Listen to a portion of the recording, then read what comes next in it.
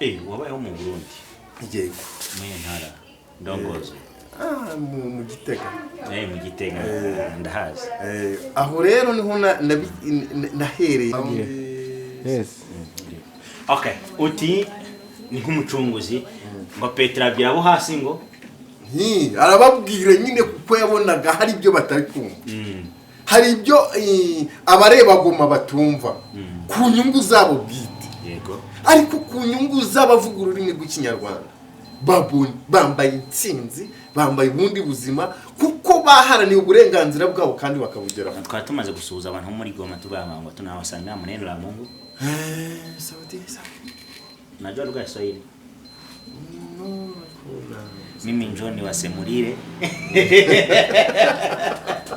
Barabanga tunawasalimia maneno la Mungu tunabasuje mu izina rya Yesu Kristo ariko nono akira aho ngaho nimba tuvuga ngo turahananira uburenganzira kama tunasema tunataka taifa zetu bw'abavuga ururimi rw'ikinyarwanda wanasema lugha ya Kinyarwanda noneho tukaba kwamba izindi mbaraga z'intsinzi kama tunavambala mbaraga z'intsinzi noneho hari ibindi byishimo bidasanzwe kuko n'amahanga hari ibyo yakwiye zinataka hari ibyo yakwiye kubona kuzifunza yo ubwayo agahurura aduhereza motivation sima muri Giswahili rero ndi umunyamabanga muri Musanze branch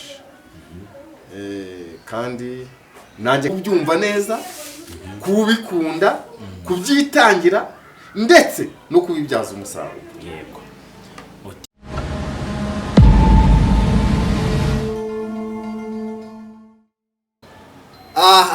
nigeraho ngaho rero bo ni ukuvuga ngo ako kantu umuntu tukiteho niyo titi hari ukuntu Petero yari i Yerusalemu ngo mu cyumba cyo hejuru bari gusenga ngarebye hasi ngaravuga ngo ngo babandi bi Yerusalemu Yudaya ni Samariya ngo mumenya aya majambo ngo wundi mwishe mukamubamba ni ukoze ibingiye nimvuga ngo rero abaharanira uburenganzira bw'abanyagihugu bw'abanyekongo ndakubwiye ngo nimara kubona Goma yafashwe nahise numva ngo bwa burenganzira bw'abanyekongo bavuga ururimi rw'ikinyarwanda hari amateka hari ubuzima bw'abo bantu bavuga ururimi rw'ikinyarwanda kandi rega nubwo tubyirengagiza twakwiye kubivuga dushize amanga ubwacu tukaduhanure Kongo mu izina ryanje tukavuga ngo nigeraho ngaho rero bo ni ukuvuga ngo ako kantu umuntu tukiteho niyo titi hari ukuntu Petero yari i Yerusalemu ngo mu cyumba cyo hejuru bari gusenga ngarebye hasi ngaravuga ngo ngo babandi bi Yerusalemu Yudaya ni Samariya ngo mumenya aya majambo ngo wundi mwishe mukamubamba ni ukoze ibingiye nimvuga ngo rero abaharanira uburenganzira bw'abanyagihugu bw'abanyekongo ndakubwiye ngo nimara kubona Goma yafashwe nahise numva ngo bwa burenganzira bw'abanyekongo bavuga ururimi rw'ikinyarwanda hari amateka hari ubuzima bw'abo bantu bavuga ururimi rw'ikinyarwanda kandi rega nubwo tubyirengagiza twakwiye kubivuga dushize amanga ubwacu tukaduhanure Kongo mu izina ryanje tukavuga ngo tangarize ikintu gituma nishimira uruganda rwa sinema iyo mbonye nka Prosperi uwo bitabijeho biki naramukoresheje muri filime nakoze namamaza IBM iri kuri Musanze Filmmakers kwa Ibra ni kuri Musanze Filmmakers iyo ushize mu Musanze Filmmakers iyo filime yafunguye Cinema Center sinzi ni umuzi ura wabize mu Buhindi iyo filime rero nayikinishijemo bijyo bijya turi guforoma mu uruganda rwa sinema icyo gihe hatarazamuka nta cyizere bari bifite nta cyizere na mumbabare my dear nta cyizere bari bifite ikintu yambwiye cyambere maze kumukinisha muri iyo filime yarambwiye ati kugira ngo mbone views 200 byantwaye umwaka ni Timbasuze kandi bifurize ishya n'ihirwe muri Imana mu buzima hamwe n'umupapa nta bintu byinshi ni mata mike agiye gutanga twifuza iryoherwa Musanze Prima cyangwa se Mashariki Musanze Branch nituvuga ngo Musanze Filmmakers ubuyobozi bwa filime muri Musanze ndahari rero ngo abadukurikirana tube tuhari ku bwabo tube duhari tukurikirana twifuza kubabwira amakuru ya filmmaker cyangwa se urugendo rwa sinema muri Musanze muri hehe na Mashariki Musanze Filmmaker cyangwa se Mashariki duhuriye ku ruganda rwa sinema kuruteza imbere muri Musanze mu gihugu hose muri East Africa muri Afrika yose Mashariki rero ngira ngo imaze kuba icyamamare imaze kubukombe imwe muri kampani cyangwa se umuryango ufasha abakinnyi ba filime cyane nk'urubyiruko kuruzamura muri talent muri sinema ndahari rero ndi umunyamabanga muri Musanze Branch kandi nanjye nkaba mbikunda cyane ko mfite channel ishaka kubaka uruganda rwa sinema ariyo Ryoherwa Family TV. Ryoherwa Family TV nime tugiye kwa tuganira kusumira kubaza amazina nyuma ya n'umuyoboro bajye bakwe subscribe ariko ni mu ntoki ni umuntu cyambere igikuru nukuba nkunda sinema iyo tuvuze uruganda rwa sinema ukubikunda ngira ngo abankurikiranye ubwashize ndi gukora ikiganiro kuri Energy Radio nababwiye ko kuba mu ruganda rwa sinema igikuru n'ukubikunda ntabwo igikuru ari ukurikirana ibiva muri sinema kubikunda ukabiharanira ukabyitangira nyuma yaho bikaba akazi to be yourself iyo umaze kubigira akazi rero nukuba wowe umaze kubona umusaruro wiva umaze kubikunda urabikoze nk'umwe mu bakinnyi ba sinema nyarwanda wenda hari amashusho ntaza kugaragaza ariko nzagaragaza nyuma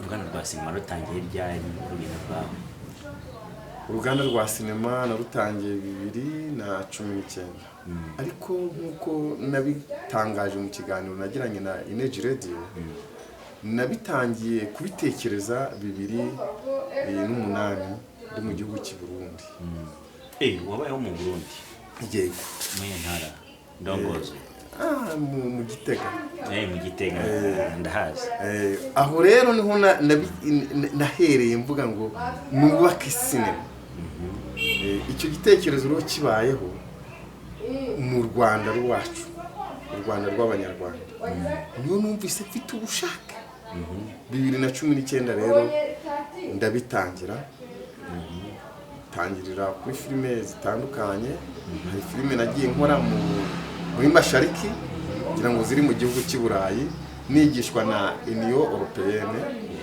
batwigishiriza muri Mashariki zagiye zitambuka zikagera mu gihugu cy'u Burayi ziri muri festival nanjye fungura channel yo Ryoherwa Family TV naho ngerageza gukora filime za education nshiraho ariko ubu sahize ngizi ndifuza kubikora mu buryo bwagutse nimvuga ngo bwagutse noneho hari ubumenyi mbifiteho ubwo bumenyi rero nibwo shaka gusangiza abanyarwanda n'abadukurikirana tukabakoresha casting bakabyumva neza kandi bakabikurikirana ndetse nyuma yaho bakazabigira n'akazi nkangurira urubyiruko kugira ngo binjire bagire ubushake bwo kwinjira mu ruganda rwa sinema ukumvise bwa mbere cyangwa se ukumvise mu ruganda rwa sinema kwa 2019 kugeza umusonani yakwibaza ngo ungukiye n'iki wahombeye n'iki icyo ni ikiganiro nagiye ngirana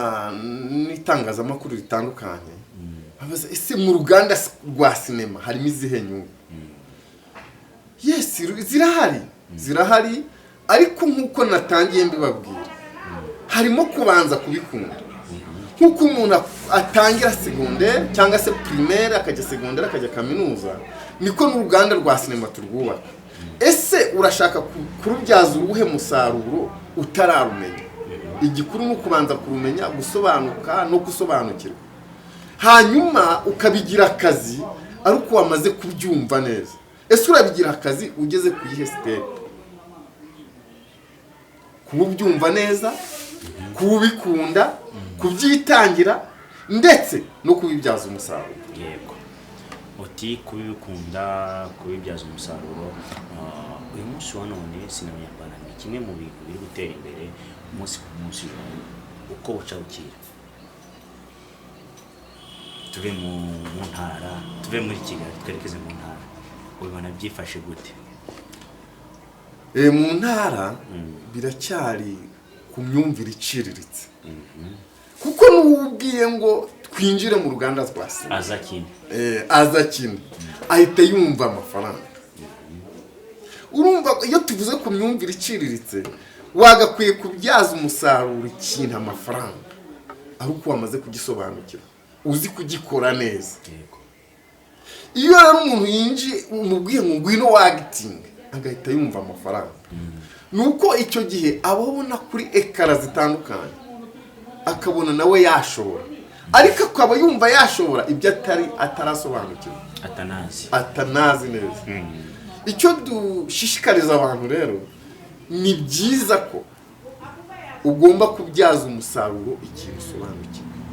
Nifuje ko ikiganiro kitaba kirekire cyane. Hari nshaka kukubazaho, kuba filime nyarwanda ziri gutera imbere mu ntara atabyumva ugereranije amajyaruguru, amajyepfo, iburasirazuba n'uburengerazuba, dukuye mu mujyi wa Kigali, gute ufata sinema nyarwanda zikirirwa aho ngaho? Sinema nyarwanda ziba ku buryo buciriritse. Impamvu abantu babifata nk'uburyo buciriritse ni uko batarabisobanukirwa. Ikindi ni uko wenda ntabwo hari umuhanga wavuze ngo kubaho ni ukwijijisha.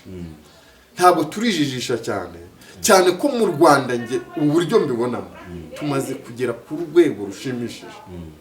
Nimba hari urubyiruko rubyumva ukumva bari kugira ubushake bwo kwinjira mu ruganda rwa sinema cyangwa se gukunda kwagitinga. Iyo twigaga ku ishuri hari departement zitandukanye.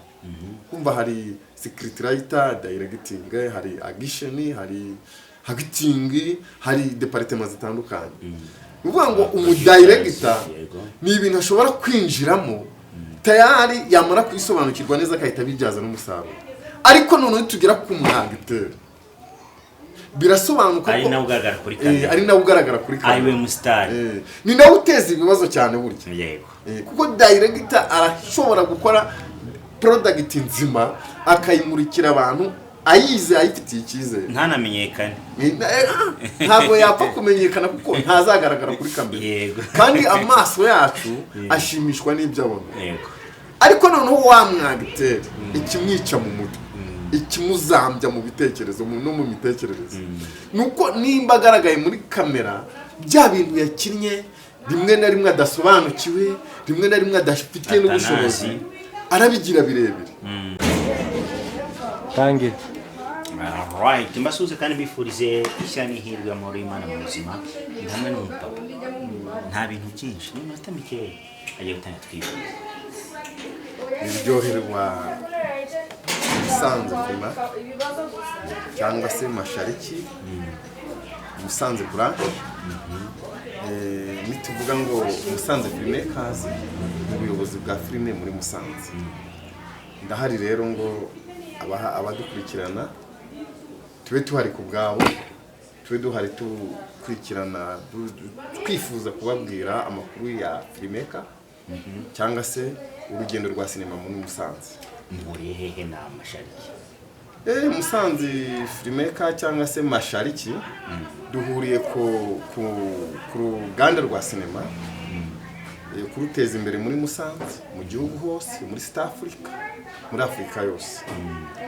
Mashariki rero ngira ngo imaze kuba icyamamare, imaze kuba ubukombe, ni imwe muri kampani cyangwa se umuryango ufasha abakinnyi ba filime cyane nk'urubyiruko kuruzamura muri talenti muri sinema. Ndahari rero ndi umunyamabanga muri Musanze Brush, kandi nanjye nkaba mbikunda cyane ko mfite channel ishaka kubaka uruganda rwa sinema ariyo Ryoherwa Family TV. Ryoherwa Family TV nimwe tugiye kwa tuganira kubaza amazina nyuma ya n'umuyoboro bajye bakwe subscribe ariko ni mu ntoki. Ni umuntu cyambere igikuru ni ukuba nkunda sinema. Iyo tuvuze uruganda rwa sinema ni ukubikunda, ngira ngo abankurikiranye ubwashize ndi gukora ikiganiro kuri Energy Radio nababwiye ko kuba mu ruganda rwa sinema igikuru ni ukubikunda. Ntabwo igikuru ari ukurikirana ibiva muri sinema, kubikunda ukabiharanira ukabyitangira, nyuma yaho bikaba akazi. To be yourself. Iyo umaze kubigira akazi rero ni ukuba wowe umaze kubona umusaruro wiva. Umaze kubikunda urabikoze nk'umwe mu bakinnyi ba sinema nyarwanda, wenda hari amashusho ntaza kugaragaza ariko nzagaragaza nyuma. Uruganda rwa sinema rutangiye ryari urugendo rwawe? Uruganda rwa sinema narutangiye 2019, ariko nk'uko nabitangaje mu kiganiro nagiranye na Energy Radio, nabitangiye kubitekereza. Wabayeho mu Burundi? Yego. Mu ntara Ndongozi? Mu Gitega. Mu Gitega ndahazi. Aho rero niho nahereye mvuga ngo nubake sinema. Icyo gitekerezo rero kibayeho mu Rwanda rwacu, u Rwanda rw'abanyarwanda, niyo numvise mfite ubushake. 2019 rero ndabitangira, tangirira kuri filime zitandukanye. Hari filime nagiye nkora muri Mashariki kugira ngo ziri mu gihugu cy'i Burayi, nigishwa na Union Européenne, batwigishiriza muri Mashariki. Zagiye zitambuka zikagera mu gihugu cy'i Burayi, ziri muri festival. Nanjye fungura channel yo Ryoherwa Family TV. Naho ngerageza gukora filime za education nshiraho, ariko ubu sahizi ngizi ndifuza kubikora mu buryo bwagutse. Nimvuga ngo bwagutse noneho hari ubumenyi mbifiteho.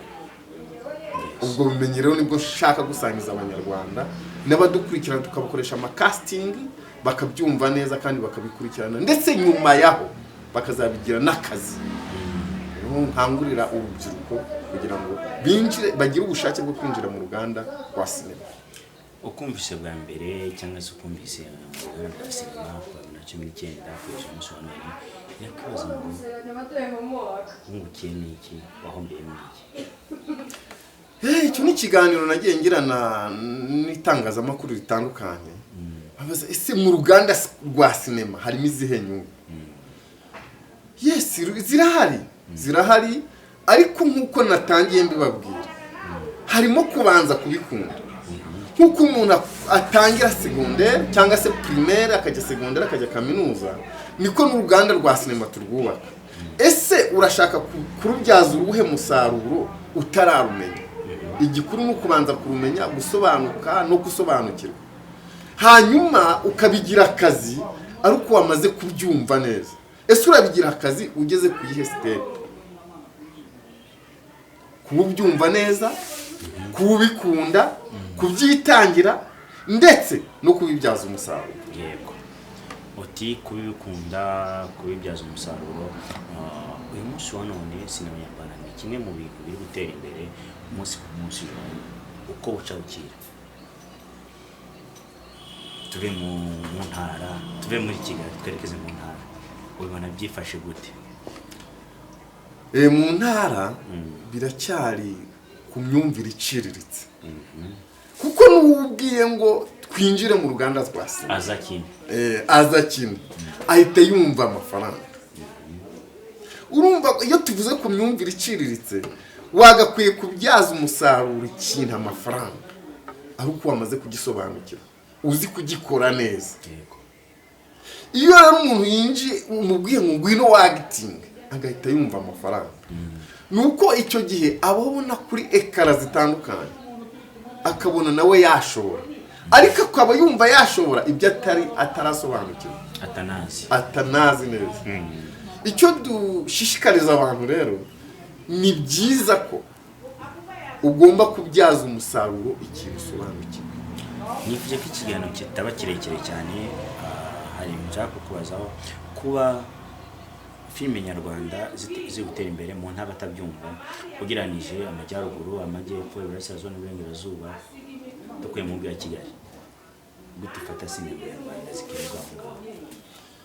Sinema nyarwanda ziba ku buryo buciriritse, impamvu abantu babifata nk'uburyo buciriritse ni uko batarabisobanukirwa. Ikindi ni uko wenda ntabwo hari umuhanga wavuze ngo kubaho ni ukwijijisha. Ntabwo turijijisha cyane ko mu Rwanda nge uburyo mbibonamo tumaze kugera ku rwego rushimishije. Nimba hari urubyiruko rubyumva ukumva bari kugira ubushake bwo kwinjira mu ruganda rwa sinema cyangwa se gukunda kwagitinga, iyo twigaga ku ishuri hari departement zitandukanye. Kumva hari secret writer, directing, hari agisheni, hari acting, hari departement zitandukanye. Uvuga ngo umudirector ni ibintu ashobora kwinjiramo tayari yamara kubisobanukirwa neza akahita bijyaza n'umusaruro.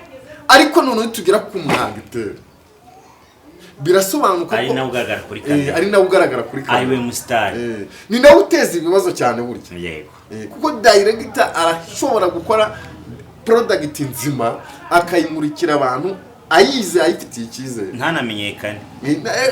Ntabwo yapfa kumenyekana kuko ntazagaragara kuri kamera. Yego, kandi amaso yacu ashimishwa n'ibyo abona. Yego, ariko noneho wamwagiteri ikimwica mu mutwe, ikimuzambya mu bitekerezo no mu mitekerereze, nuko nimba agaragaye muri kamera bya bintu yakinnye rimwe na rimwe adasobanukiwe, rimwe na rimwe adafitiye n'ubushobozi, arabigira birebire. Yagakombye kwagitinga ikintu yumva neza, yarangiza akagishyira ku isoko ari ikintu kizima, akabona no kukishimira akavuga ati ese iki kintu nakibyaza umusaruro mu buhe buryo. Nubwo buryo sinema ikiri hasi muri africaine. Nuko abantu bataramenya ese ndasobanukirwa gute kuba nakwagitinga ikintu, ese isoko mfite tujye tubisobanure neza, tubivuge mu mazina yawe. Ese isoko mfite rirahagije ku buryo ibintu nabibyaza umusaruro? Ese ndaribyaza umusaruro gute? Nibabanze basobanukirwe ngo iyo turebye filime z'abanyafilipine baba bagitinga mu buzima busanzwe, baba baramaze kugira ubunararibonye, akavuga ati noneho isoko mfite rirahagije, ibi bintu biri clear ko nabibyaza umusaruro. Icyo nicyo dukeneye abanyafrikaine, kugira ngo ese isoko mfite, niba ugiye no kuvuga ngo ngiye kuri channel runaka, ese ndakumusaruro, ese isoko mfite rirahagije, mbanza ubisobanukirwe. Ese nimba nta soko mfite, reka nicare nige kwihangana, mfate n'ubumenyi, manze nkorere mu gikari, manze ngira ubwitange nkuko abandi bakora. Yego, manze ngira ubumenyi n'ubugira ubone gushyira ibintu byawe ku isoko. Cyagiye rero ubushize ku isoko bikagira abakiriya, nibwo ubu ugeze igihe cyo kubibyaza umusaruro. Hari benshi bamaze gufata isoko ryo mu Rwanda, ababaneri, abandi bantu naza kuba amazina yabo, ariko amafaranga batayasohora. Batayasohora mu buhe buryo? Ndagira ngo tubisobanure. Hari amafilime menshi yo kuri RTV, za Seburikoko n'izindi, ariko usanga zifite budget iri hejuru, $500 ku mwaka ariyo budget bakoresha, ugasanga izindi filime nta budget $1,000,000.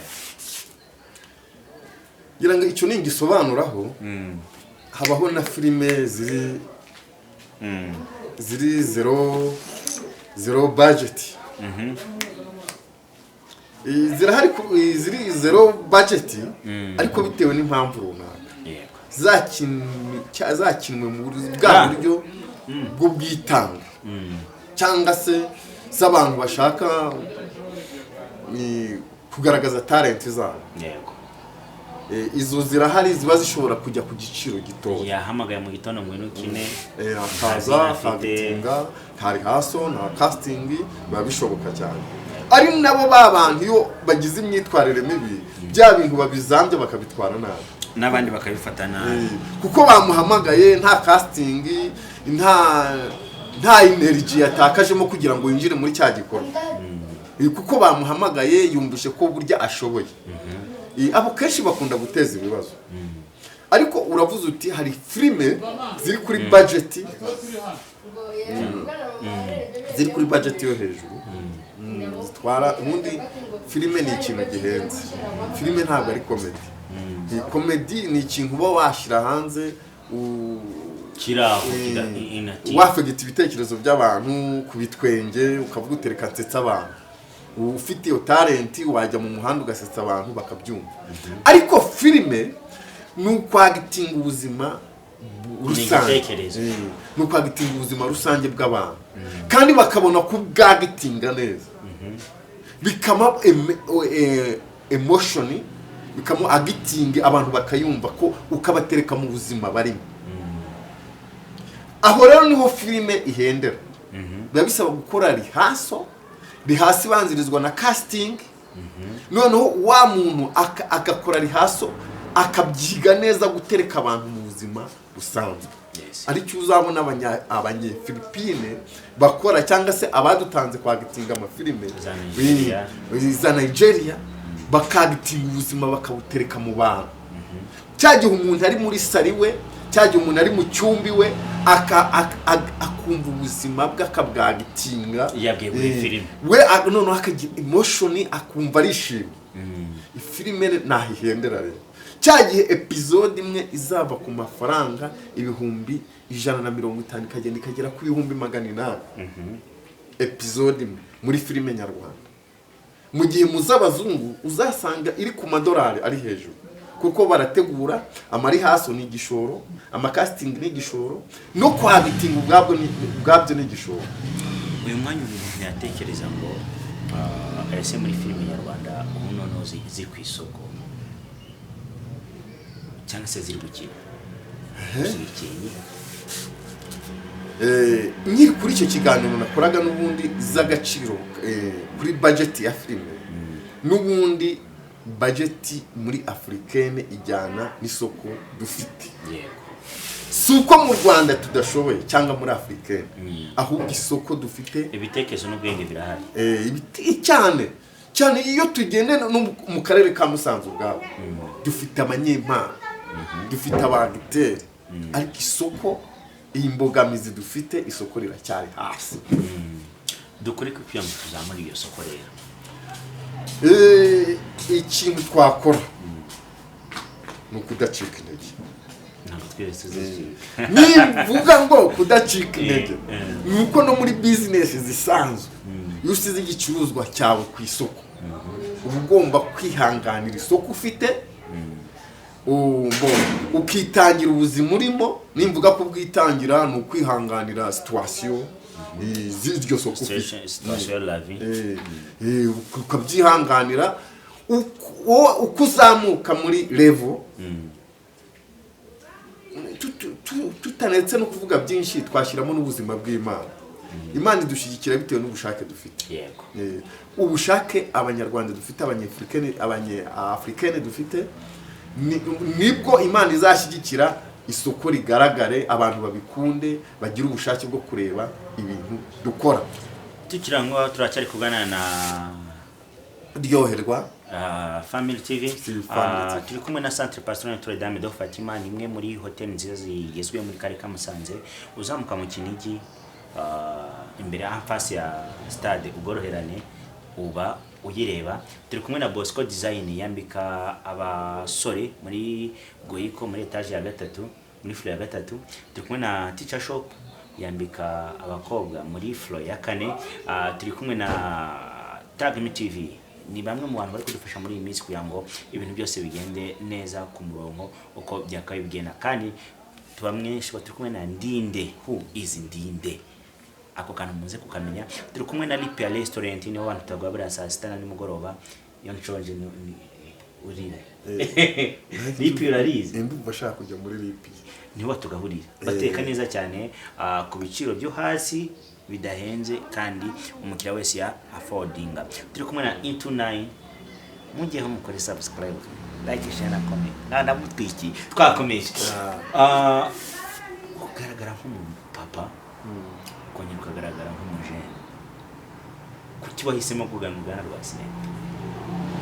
Yes, ngaragara nk'umupapa, ariko hari amakuru mfite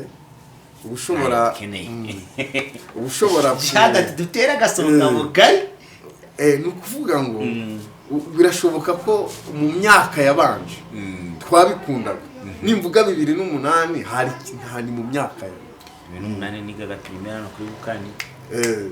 Nimba nari mfite icyo gitekerezo, ariko twari muri niveau testament, twari muri art testament, art testament.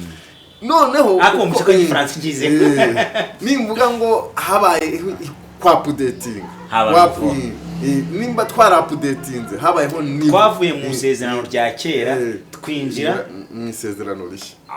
Nacyo gihe usasanga imiyoborere myiza iteza imbere urubyiruko n'abasaza bakisanga, ni cyagiye urabona ko ndi umusaza ariko ngaragara nk'umujene. Yego, ukaba warinje muri Mashariki, nicyo kintu cyantunguye. Ngiye Mashariki badutumira Mr. Jangu, I'm sorry ntabwo nabashije kujya kwa updatinga ari amasomo yabo. I know sinshaka kubivugaho byinshi, ariko baratwaproachinze twagomba kujyayo kwiga. Icyo nshaka kubaza kugira ngo ufate initiative ku myaka yo gukure 2019 yes, uje kwiga muri Mashariki, wiga filime, umva bizakugezaho, umva bizakumarira iki? Imyaka 4 wongeraho imyaka, nzana masters, scriptwriter, directing. Ndanayishimira cyane kuko ubu yampesheje kubona isoko muri UNICEF, undi kubakorera filime za mije profe za urumva mu ubuzima bw'abana. Noneho ninjira no muri Minedig. Bana UNICEF tuyizi nk'umuryango ufasha UNICEF kwita burenganzira bw'umwana. Yego, United National Foundation. Naranazikuze maze kubakorera episode 2, baranazikunze mu gihe gito ziraba zica kuri televiziyo nyarwanda. Ndi director kandi nkabana script writer. Urumva ko rero nubwo n'urugendo nishimira, urugendo nishimira cyane ko umunsi zizaba zatangiye gutambuka na zazindi nohereje Burayi zizaba zamaze kugira ubuzima. Ubyakira gute kumaze kwandika filime zakirene n'imiryango mpuzamahanga yigenga,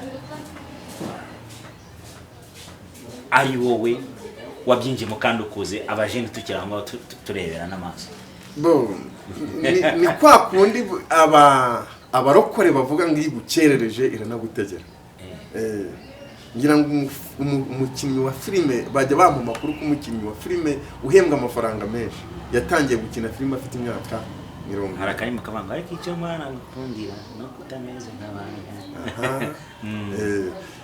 Nibyo rero bikampa motivation yo kumva ko ibi bintu ngomba kubikora neza.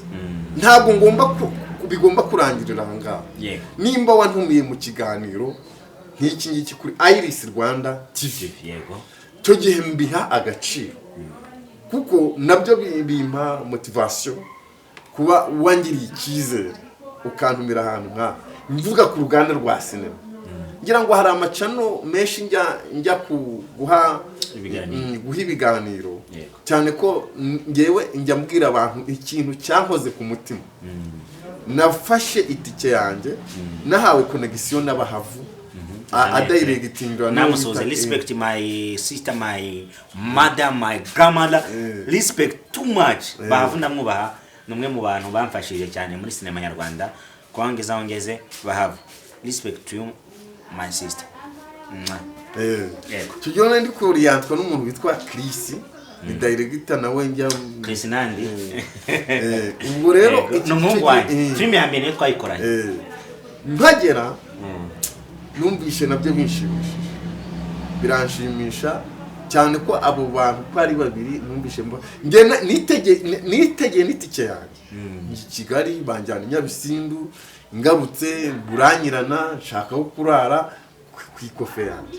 Urumva ko n'ubwitange, ndagira ngo nshishikarize abantu bashaka kwinjira mu ruganda rwa sinema. We are open. Byose ikibishoboka. I'm here to support you, my dear, my brother, my sisters, my all. Yes. Ikintu gituma ushobora kuba umustar nawe ukaba fiyeri yabyo ukabyishimira nuko waritanze ku buryo bufatika. Ubyakira gutese kubona twaraje filime ziratambuka ziracicikana ariko umunsi none kwa Misago agihagaze muri sinema nyarwanda. Natangiye 2018 muza 2019. Nje none ikintu kinshimisha. Narebye filime Ikireyo cy'urukundo. Nanditse nyishura amafaranga nyikinamo. Ndeba ukuntu wakinaga urwana n'udufuka tw'imiceri, ukata ahantu ufite ubwitange. Noneho mbona situation wari urimo ntizari zigayitse. Mbona ukuntu bihuza n'ubuzima urimo bwiyubashye ariko ugakunda uruganda rwa sinema. Ibyo byaranshimishije. Kumva wenda sindavuga departement yawe turabireka. Ariko none narakuruye ndabikurura. Bivuga uyu muntu ko afite akazi kamuhemba n'amafaranga atari make. Akaba yarize afite diguri. Akaba ari kurwana n'udufuka tw'imiceri acengana natwo ariko afite ubushake bwo kubaka uruganda rwa sinema. Numva ndagukunze cyane. Ari nayo mpamvu nafunze iduka ryanjye ririmo amafaranga menshi cyane curuza bagita ibikoresho byo mu rugo bagita iduka bagita riri muri company Uburyohe Family Limited ricuruza akaryamamaza afite iduka ricuruza ibyombo ibikoresho ibyo ni mu Giswahili ariko ni ibikoresho byo mu rugo imikeka ndaraho ni wawumpaye afite iduka rigurisha ibikoresho bitandukanye. Nushaka swari za telefone uzazibonamo, uzabonamo ibyombo bitandukanye, uzabonamo nukenera udukoresho tundi dutandukanye wakoresha iwawe mu rugo. Bamagare kuri kangahe. Kaba mfite restaurant hano imbere ya Kingdom mu Cyanika. Ako ntabwo nari nka restaurant narariramo gitondo ndajya kurya cyapa cyanditseho Ryoherwa alimentation. Hasi hariho Ryoherwa Family TV. Uri seriye.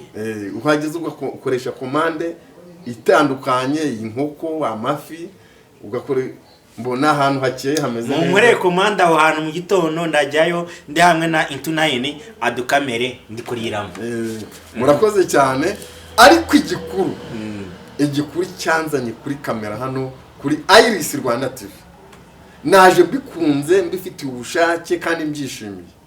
Ese cyegutumira byakire twayikubeye nagutunguye kuva ni mukora ariko kwa approachinga nguze kuri televiziyo uze guce bwa Abanyarwanda amakuru ya filime byose wabyakira ibiti. Inshuti yanjye nabikunze cyane.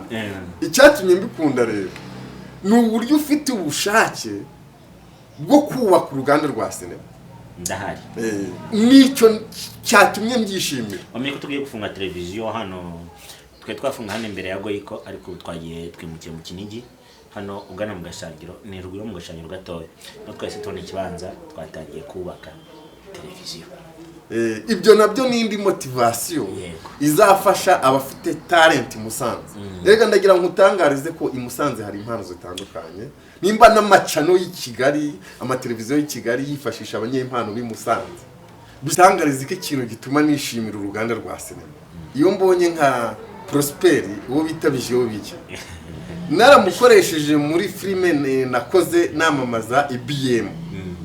Iri kuri Musanze Filmmakers kwa Ibra ni kuri Musanze Filmmakers iyo ushize mu Musanze Filmmakers iyo filime yafunguye Simba Center sinzi ni umuzi ura wabize mu Buhindi yego iyo filime rero nayikinishijemo bijyo bijya turi guforoma mu uruganda rwa sinema icyo gihe atarazamuka nta cyizere bari bifite nta cyizere na mumbabare my dear nta nibuka cyizere ko ikintu yambwiye cya mbere maze kumukinisha muri iyo filime yarambwiye ati kugira ngo mbone views 200 byantwaye umwaka n'igice kwe turi kuzamuka n'Inyamavubu Esther Mono views igihumbi byagenze ute icyo gihe twari kuzamuka arwaye akagare ka siporo ariko sahizi yakwigurira imodoka ashaka ejo bundi namukoresheje sahizi ejo bundi mu kwa 11 namukoresheje mu ndirimbo ariko yitwa amashimwe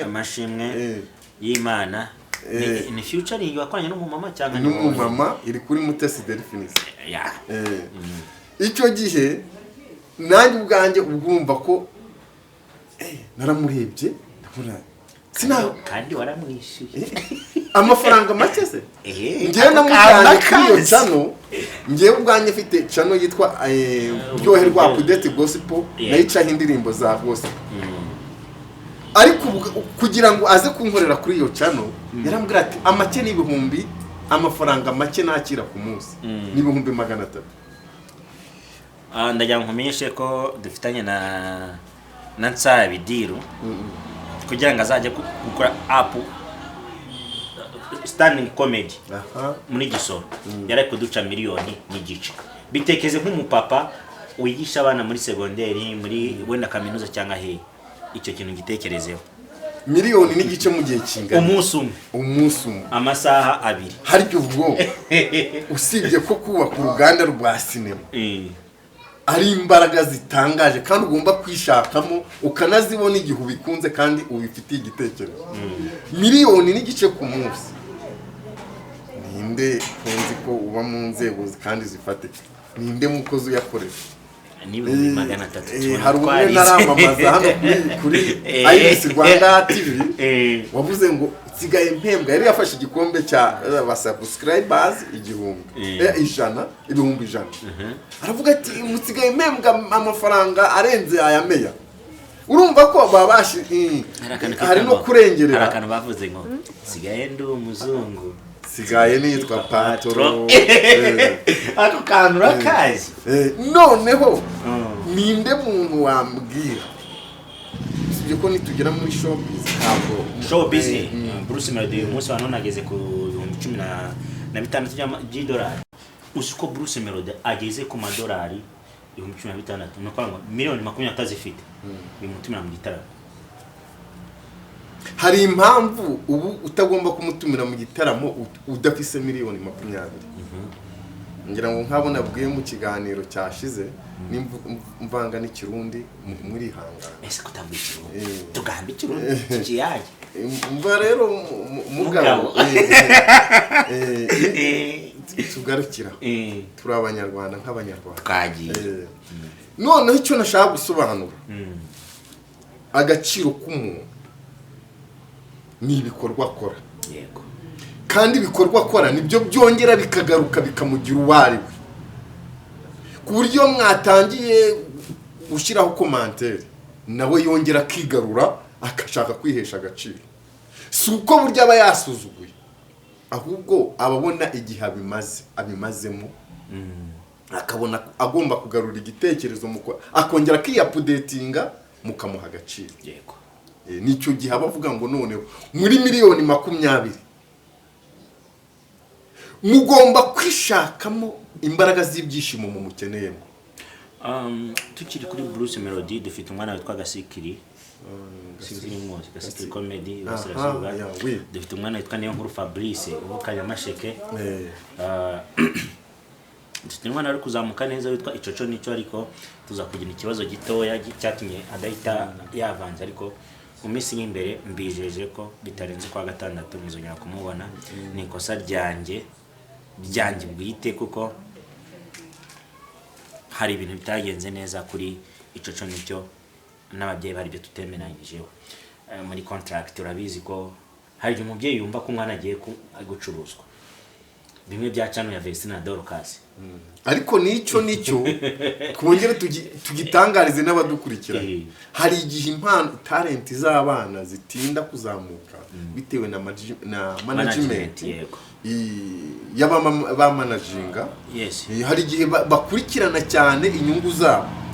Bo icyo mvuze kuri icyo nicyo ari mu biganza byanjye nka manager we, ariko ndamuriha Minerval ntabwo arabura school fees nkamenya buri kimwe cyose, kurya no kuryama no kwambara, ariko aracyafite hari ibyo tutarakemura na famille ye tugira ngo tuzamanze bitereze ubundi mukwa gatatu mubone n'amaya mezi 8. Icyo nshaka kugarukaho ni kimwe, niba dufite gasikiri comedy, dufite umwana twafashe uvuga umuvugo kakana gatoya cyane kavuze umuvugo ejo bundi ku munsi w'intwari, kagahanga bya hatari. Management ye ni Iris Rwanda TV, ari mu biganza byacu. Twamaze kumwemera kumwishyura Minerval, twamaze kumwemera kumumenyera buri kimwe cyose. Icyo nshaka kugarukaho ni kimwe, dufashe impano ariko ababyeyi bumvise ko ya mpano turi kwicuruza, kandi ya mpano nta kintu irinjiza, niwe butumwa wahereza abo bantu. Umuntu wagiye kuri YouTube ushobora kumara umwaka utarabona views 1000. Nkuko biziyo byabimbye nyine birakwiye na Vestina na Dorcas ibyo byababayeho. Abantu binjira mu bitekerezo bya family yabo, bituma barwaza waba managingaga ihungabana, kuko byanga bikunze mentalite ze yaba afite zaba zirimo kubaka inyungu ategereje bitewe nuko yubatse channel, yubatse showbiz. Noneho bituma binjira mu mitekerereze y'ababyeyi, banestraliza mvuga ngo wamugisha abana bafite kuri manager wabo. Bituma umubyeyi agira indi myumvire ati umwana wanjye ari gucuruzwa, ese biragenda gute? Ngira ngo habayeho no kwicuza k'umubyeyi kwicuza k'umubyeyi kuba yarananije manager. Urumva ko natwe bijya bitubaho. Njya mbwira abantu navukiye mu itorero, mbyarwa n'umutambyi, mara imyaka myinshi ncuranga mu rusengero ariko ntahembwa, nta gihembo ntegereje. Sorry guhembwa wakoraga abantu cyane nkuko mvuga ngo mu myaka 34 namaze nkorera itorero cyangwa se umuryango ushingiye ku idini. Ni nayo nzamara ntegereje kubyaza umusaruro talent yawe, nkavuga ngo none nkumbigiza akazi. Bishobora kuza mbere yaho cyangwa se bikaza nyuma yaho, ariko mu kwihangana kwanjye niho Imana izamera umugisha. Ukurikije aho ugeze ubona kwegera inzozi zawe, no kuba wantumiye nkaza kuri Iris Rwanda TV, undi kumva ndi mu mavuta adasanzwe, ndi kumva mfite imbaraga zidasanzwe. Erega niba n'umundi mu gifu udasanzwe, uvuga ngo iyo ukoze business ukabanza kubaka ibitekerezo by'abantu, kubaka inshuti, ukubaka umutekano w'ubuzima bwawe, ibindi Imana igenda yongera. Uyu munsi wa none uhuye n'umwe mu bakobwa nareze cyangwa se umwe mu bana banjye from scratch, Isherina. Nabyo ni umugisha udasanzwe. Njye wamureze ndamufominga cyane bamonetize, ubyakiriye? Usibye n'icyo ndagira ngo mubwize ukuri, hari umwana umwe wareze witwa Bonis, agira agacano bita Bonis. Uwo mwana yambaye hafi, ndetse mu bagize uruhare runini kuba yoherwa Family TV ubu sahi zifite aba subscribers 1,110 na 10,100 1,110 yabigizemo uruhare. Abo n'abana barerewe muri Iris Rwanda TV. Yagize uruhare rumwe aba hafi nsanga afite ikinyabupfura. Nani kuzana namushimire niwe like hari inshuro nyinshi. Afite ikinyabupfura ndetse ndemera ndihambura, mfite amacano 5 muhereza password yazo. Nuko nari kuvuga ngo kuba naje hano muri Iris Rwanda TV n'uburere mutanga. Uwo mwana yambereye mu size nimba muha machine agakontorora chano zanjye, nuko nashimye uburere afite. kandi nimugirira n'icyizere. ni umwana mwiza, namushimire. Bonis, mujye kuri Bonis TV mukore subscribe, like, share na comment. Ubundi babwiye ngo Bonis ni umwe mu bana beza dufite twizera amanywa na nijoro. Nanjye ndamushima rwose. Kimwe mwamenya nuko niwe ufite ubuzima bwanjye mu biganza, kuko ni managinga imbuga nkoranyambaga zose za Iris, ntahari arahari. Ikindi kandi abantu bubaka uruganda rwa sinema muri Musanze, ndagira ngo mbatangarize ko bagomba kwirinda ikintu bita icyaha. Njya mbwira abantu icyaha ni ubugome. Hari abantu bitiranya icyaha na doctrine z'amadini atandukanye. Icyaha ni ubugome, kandi ubugome bushingiye ku ishyari, ubugome bushingiye kutifuriza mugenzi wawe cyiza. Ninza kuri Iris Rwanda TV sinyifurize kuzamuka ku buryo butangaje, nanjye Imana ntizifuriza ibyanjye kuzamuka ku buryo butangaje. Mbere yuko ushaka, ijambo ry'Imana ryo rivuga ngo nushaka ibyiza ubanze ubyifurize abandi, mugenzi wawe. Nushaka urukundo ku Mana, na Bibiliya iravuga ngo ese nukora ibyiza ntuzemere. ibyo yabibwiye ni Kayini igihe yari ari kumwe.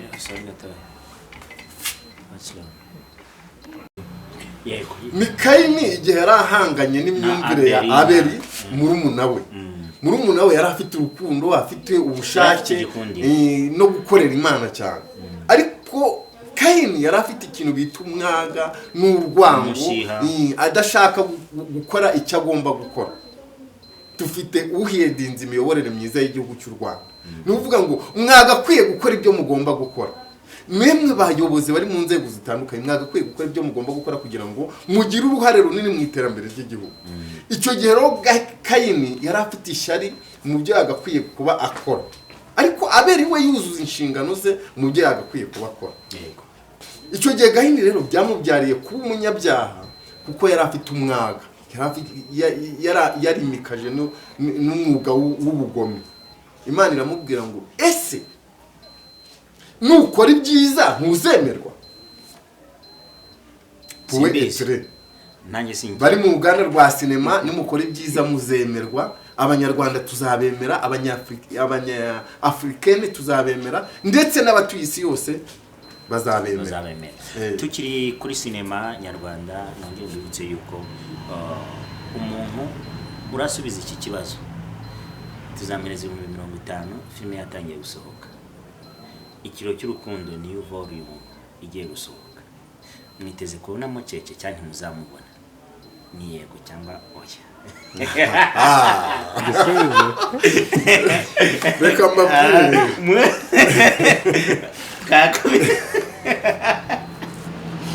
nimvuga ikiro cy'urukundo, nanjye nkitegerezanyije amatsiko menshi cyane. Nimvuga mu Runyarwanda, ntabwo ndirwonjya mu Kirundi, ntabwo ndirwonjya, reka tuvuge mu Kinyarwanda. Ikinnye mu Kinyarwanda nshuti yanjye, ariko none nkubwire ngo ntegereje mfite amatsiko menshi. Nimba ngo mfise amatsiko menshi, mu Kirundi, kuko nisohoka uwo munsi sinzoryama. Abarundi ntimuzoryama, Gateka Filichels ntuzoryama, Cleo ntuzaryama, Afi Ahuri ntuzaryama. Abo n'abantu twagiye dukinana ubu baba mu bihugu byo hanze batakibarizwa mu Rwanda. Twakinanye na Cece ntabwo ari mu Rwanda, twakinanye Cleo wari wa Musimba ari umurundi kazi n'ubundi ntabwo ari mu Rwanda. Ako nimba ntabwo ari mu Rwanda, mwe kumva ko atazagaragaramo, mutaza kuvuga ngo nsubije ikibazo nabajije. Dufite abantu benshi cyane batari mu Rwanda kubera bagiye bagira promotion baragenda, bamutazabonamo ikiro cy'urukundo niyo volume igiye kugaruka, new season episode ya mbere. Simbabwira ngo nejo cyangwa ejo bundi, ariko mutegerezanyije amatsiko menshi. Kugiye bazababwira, Seridi TV bazababwira, Nyarwanda zababwira, nuko tuzi ko twakoze iyo partnership kuri ibyo bitangazamakuru bigiye bitandukanye. Twagiye rero twishishije amatsiko, badukurikiranye bategeye nibakomezanyije amatsiko. Usibye n'ibyo ngiye mbona ntekereza mfite n'amatsiko, nimvuga mu Kirundi mfise amatsiko, ndafise amatsiko. Ese ikiro cy'urukundo nta makuru namwe dufisiyeho ko kazoza kari hafi? I'm not to say that. mu byumweru 3 maramwe kuyibona. aha Kwa mbere kwa kane episode 11 tugasoza ikiro cy'urukundo tukinjira mu indi filime cyashya. Ntazagaragara. wow Yazagaragaramo. dukikijwe n'udufuka tw'imiceri kwepana natwo nta ukuvuga ngo iyo nindi shasha Ni cyashya. tubigirama Yego tubigire by'umwihariko ariko muzabonamo Queen of Mike Isherina azaba yirimo. iyo yindi Niyo yindi azaba yirimo abakinyi ba ntabwo mwanya hanjye Bikokora. ibikokora azaba yirimo. bikokora comedy Yego. Bitarenze iminsi mike turatangira kwishutinga tukaba tumaze muri igikiro cy'urukundo, ariko reka twereke kuri iki kintu tutaza gutuma abantu badukurikiye kugira ngo tuze kwamara amatsiko. Twagutumiye kugira ngo tuganire, ubona gukina filime atari ibintu bishobora gusenya urugo. gukina filime bishobora gusenya urugo bitewe na conversation cyangwa ibiganiro wagiranye n'umuryango. Jya mbwira abantu nujya kwinjira mu kintu habyabaho ibiganiro n'umuryango. Yego. Ese iki kintu gishobora guteza ibibazo mu muryango? Ese habeho ubwumvikana? Nta nubwo ari muri filime gusa, no mu buzima busanzwe. Nimugiye gukora business nkwiganiraho n'umuryango, irashobora kudatera imbere, irashobora guteza ibibazo, irashobora kugira ngo nimba ufise umufasoni, nimba ufise abigeme iwawe muri family, ubaganiriza umushinga ugiye gukora. Noneho icyo nubaka cyane kusengera, kukorera, kuha motivation, kuwutangaho ibitekerezo kugira ngo uwo mushinga urusheho kubungabunga. Wasenya umuryango, filime ishobora gusenya umuryango iyo ubwawe wabyinjiyemo kuri analyze, kuri ku bushake bwawe, wagize igitekerezo cyawe wirengagije gufite izindi mbaraga z'umuryango. Ntabwo ushobora gushyigikira umuntu utakaza icyubahiro cy'imbaraga z'umuryango. Ntabwo na rimwe sishobora kumushyigikira. Nuko ngo family first. Kuko nimba ndiryoherwa Family TV, ndashyigikira umuntu w'icyubahiro imbaraga z'umuryango. Ngana ku musozo nibutsa abantu gufara subscribe, like, share na comment kuri Iris Rwanda TV. Then mwekubagirwa kugendana na Ritiko, niyo bisi nziza cyane idutwara neza tukagenda amahoro kuva mu ntara aho waba uherekeza hose tugenda amahoro. Nako turi kumwe na Kinyababa Sako Saving, niyo umupira wawe nambaye, nubwo ntari kuri kamera bekungaragaza, ariko bungukisha make ya 3%, niyo bungukisha kugira ngo abantu bakomeze gutera imbere kandi ibi byose bigakomeza kugenda neza mu mahoro. Mubyeyi twaganiriye byinshi, ariko urebye mubyakiriye gute kumva ngo Guma yafashwe? Nigera aho ngaho rero bo ni ukuvuga ngo ako kantu umuntu tukiteho niyo tite. Hari ukuntu Petero yari i Yerusalemu ngo mu cyumba cyo hejuru bari gusenga, ngarebye hasi ngaravuga ngo ngo babandi b'i Yerusalemu, i Yudaya ni Samariya, ngo mumenye aya majambo, ngo wa wundi mwishe mukamubamba ni ukoze ibingiye. Nivuga ngo rero abaharanira uburenganzira bw'abanyekongo, ndakubwiye ngo nimara kubona Guma yafashwe, nahise numva ngo bwa burenganzira bw'abanyekongo bavuga ururimi rw'ikinyarwanda. Hari amateka, hari ubuzima bw'abo bantu bavuga ururimi rw'ikinyarwanda. Kandi rega nubwo tubyirengagiza, twakwiye kubivuga dushize amanga ubwacu, tukahanure Kongo mu izina ryanje tutangariza isi, tukavuga ngo bwa burenganzira bw'abanyekongo bavuga ururimi rw'ikinyarwanda hari ababubangamiye. bacunga nimbona rero intsinzi ibonetse i Goma ni iyindi ntambwe cyakoze nimba hari icyo twitirirwa tukitirirwa ariko turi Yes.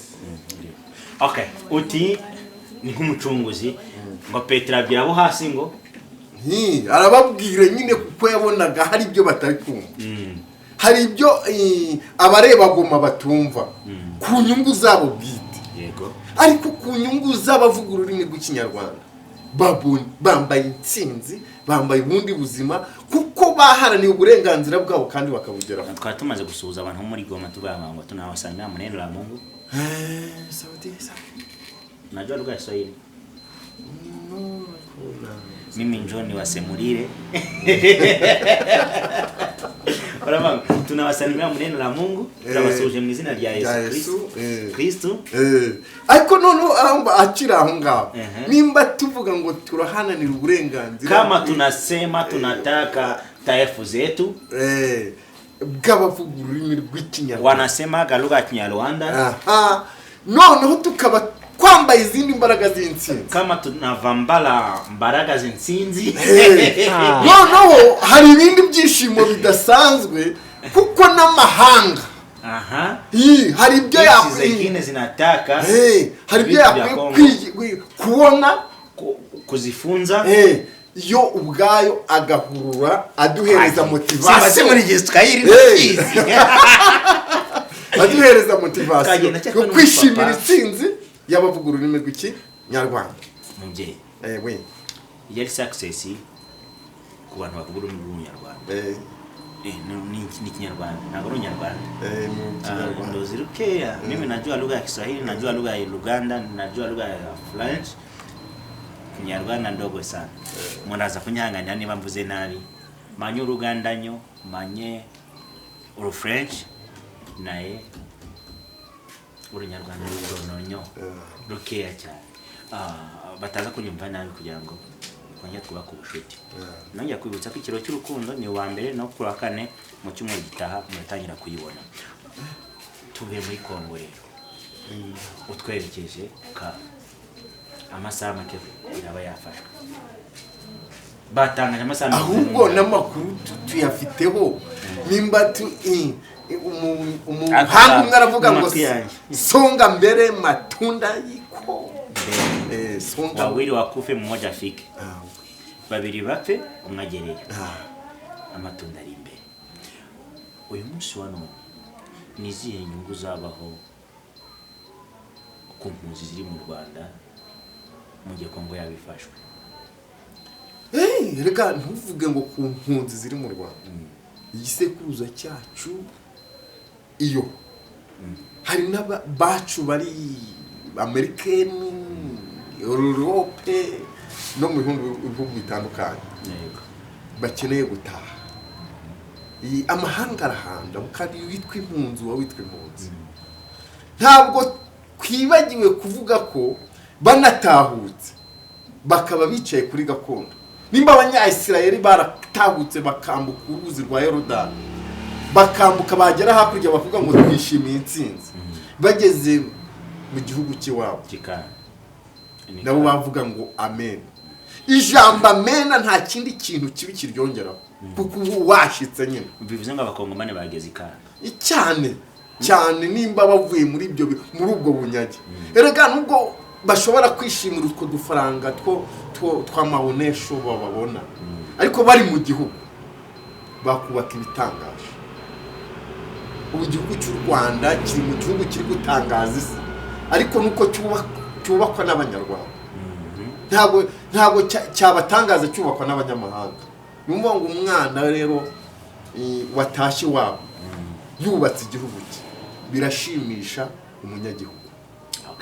Nibutsa abantu ko mwabonye ngigomba ndi kufotoresha telefone station yari yatinye kujyayo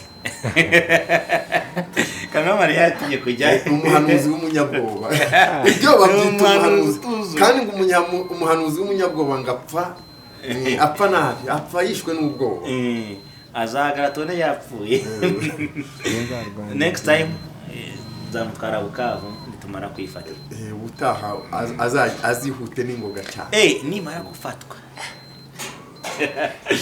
Alright, nongere mbibutse yuko dukwiye kugendana na Bosco Design, dukwiye kugendana na Teacher Shop. Bosco acuruza imyenda y'abakobwa, imyenda y'abahungu muri Goyiko muri gatatu. Teacher Shop imyenda y'abasore, sorry y'abakobwa muri kane. Turi kumwe na Litico Limited, gendana nayo mu ntara zose. Turi kumwe na Lepia Restaurant, turi kumwe na Sainte Pastorale Notre-Dame de Fatima, turi kumwe na Ryoherwa Family TV acuruza ibikoresho byo kuriraho, byo ibikoresho bitandukanye. Nitugera no kuri hafi ya Kingdom mu Cyanika tuzasanga restaurant itunganya ibyo kurya. Iyo restaurant namaze kuririramo, muzahabona icyapa cyanditseho Ryoherwa Alimentation. Tukumuna tunayini ni rukutugezaho amashusho meza, ariko kandi bibitse kundemera mukore subscribe nanjye mbone Gold. Uyu mwaka ngomba kubona iki gihemu cyanoza. Gold ni silver, ni silver. Uyu mwaka ngomba kibone Google ngomba kukibona, byanze bikunze ngombe nkibone. Uyu mwaka ngomba kuza abasabu 100,000 ni zina ryande ya Yesu. Dusoza, hari ubundi butumwa wahereza abanyarwanda? Ubutumwa nabahereza nuko ibyo dutekereza byose, ubuzima tubamo, ibyo dushaka kubaka, mu mbaraga z'amasengesho turasoza iki kiganiro dusenga Imana.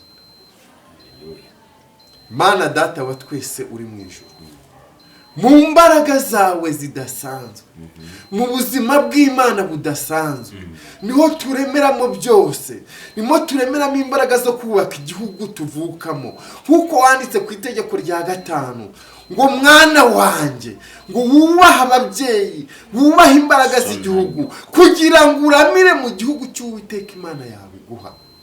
Reka twubake ubuzima muri talent zacu, ubidufashemo nk'Imana yacu, tubisabye Imana mu izina rya Yesu, amen. My talent, my business. My business, my talent. Impano yanjye niko kazi kanjye. Murakoze cyane tubyakira. Nyagasani akomeze kubarinda kandi twifurije abantu n'ibikira kwese kuri Iris Rwanda TV. Muri Imana bane namwe. Ni Mr. Jean Ngugu. Nanjye nkavuga ngo amena bibe bityo. Nejo tuzuma kugutumira mu kindi kiganiro uri kumwe na Kamikazi. Hari umukobwa ambwiye ko amugiye neza, umuhereza tike ngo yabuze yo kwishyura. Kamikazi w'Abanyarwanda. Twongera ngo w'Abanyarwanda. Queen of Mike. Undi wabyakiye gutu usanga bari kumusubiza yabuze amafaranga yo kwishyura. Yes, iyo mbona umwana w'umukobwa umunyarwandakazi, burya njya mbwira abantu cyane nkabivuga shize amanga. Umwana w'umukobwa ari mu babitswa amabanga y'Imana, abafasha Imana kurema. Yego. Ubyara umuhungu akabyara umukobwa, ujye ushyiraho vi wubaha Imana Data wa twese mu ijuru. Umunyuzeho barimo baramwishyuza amafaranga ya transport ya moto yabuze yo kwishyura. Wabyakiye gute kumwishyurira wowe ubwawe? Kwirinda kwandagaza ubusugire bw'umunyarwandakazi, ubusugire bw'umwana umunyarwandakazi, umwari w'u Rwanda. Nimvuga umwari w'u Rwanda, hari ukuntu Yesu ngo yageze kuri Mariya na Magadalena. Mariya witabwa Mariya Magadalena, amubitsa amabanga menshi kuko yarazi ko ari umwari umunyagihugu. Nimvuga umunyagihugu bisobanuye ibintu byinshi kandi bitandukanye. Yego. Abo rero n'uwo mpera nanjye ngirira ikigongwe umwari w'umunyarwanda. Nemeye kumushaka uri umwana w'umukobwa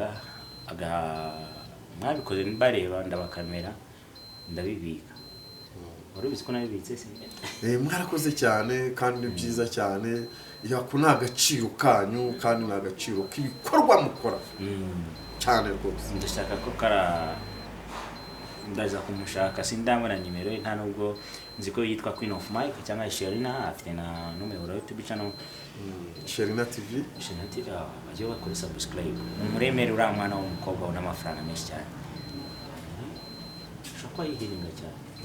Kandi afite ubushake bwo nk'umwari n'umutegarugori kubaka ubusugire bw'igihugu abigize mu ruhare.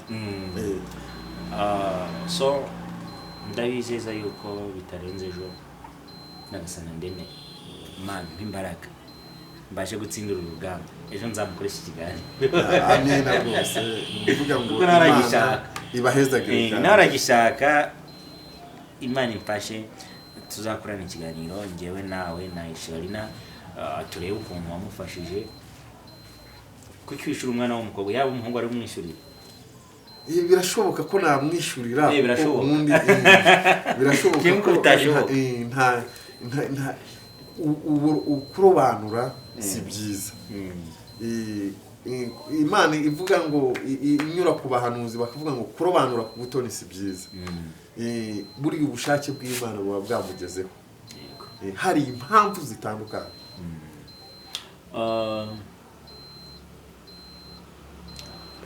ukinye filime zagiye hanze uhuye na Sharina umenye ko nawe kina filime wabyakiriye gute gufasha umuntu muhuriye mu ruganda rumwe? Ayo makuru nayamenye nyuma maze kumufasha nibwo namuganirije cyane ko nabonaga afite n'ihungabana mbona motari yamuhungabanyije cyane. Amakuru yose nayamenye nyuma menya ko afite n'igitangazamakuru ariko noneho hari situwasiyo z'ubuzima ahuye nabwo ako kanya mumutunguye bituma rero nanjye nshimishwa ko nagize ubwitange kuri situwasiyo ntari nsobanukiwe. mwakoze kubana natwe kuri Iris Rwanda TV Nyagasani abone nawe. Imana namwe abadukurikiranye ibahezagire ibaha umugisha mwinshi cyane kandi tubifurije ihirwe ryinshi no kugira uruhare mu kubaka iterambere ry'igihugu. murakoze. Namwe murakoze cyane.